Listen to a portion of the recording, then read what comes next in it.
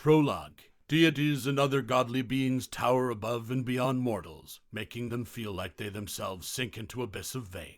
The distance between them is seemingly uncrossable. This humble thesis dares to describe 6 different ways in which godhood can be achieved. Birth, to be born as a descendant of a mortal being, or artificially infuse one's lineage to become as such, and thus naturally grow to godhood. Believe, to be sincerely worshipped as a god by large amounts of mortals, becoming a constant of the world and through the belief gain power. Concept, to understand and propagate a certain concept, a domain, proving that concept to the nature and finally becoming the concept itself, while unfortunately losing one's personality in the process. Karma, to achieve harmony with the alignment of the cosmos, becoming avatar of the alignment in cosmic order, the path that is inconvenient with its many restrictions and rules of necessity. Knowledge, to achieve impossible with one's own magic and technology, create life, achieve immortality, fuse souls, travel through phlogiston, and other feats like the arcanists of old whose power towered above deities. Steal, to simply steal the power from a godly being.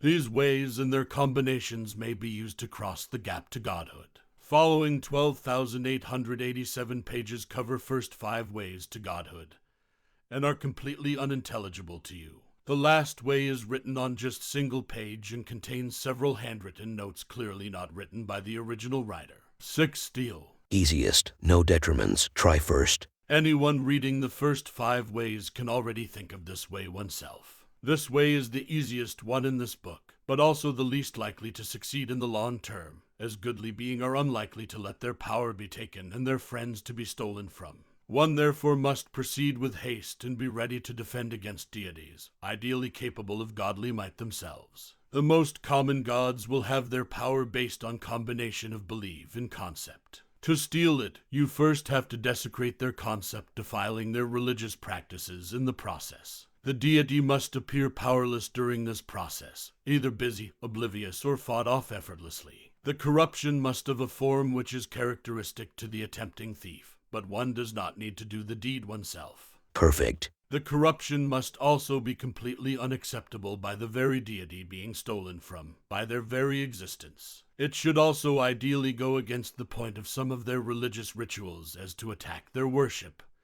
as well. In doing this, the worshipper will understand you as the stronger being, which robs the deity of the power of belief without having to manage the worshippers, and it also allows you to appropriate their concept, without having to understand it at all. But please take into consideration that without understanding about the concept, the thief is unlikely to be effective in its usage. Therefore, it is wise to educate oneself in it. Later. One can also directly appropriate the god's power in slaying the deity. But in this case, one does not really need the power, and should only accept it in the case of domain compatibility. As too many disorganized concepts easily leads to conceptual corruption, research stagnation, and mind scattering as described in sections 332, 112 to 335.7.9.731. Slayed deity also cannot get the power back due to reconsecration. Likely safe in Barovia. The deity whose power was stolen from will get proportionally weaker,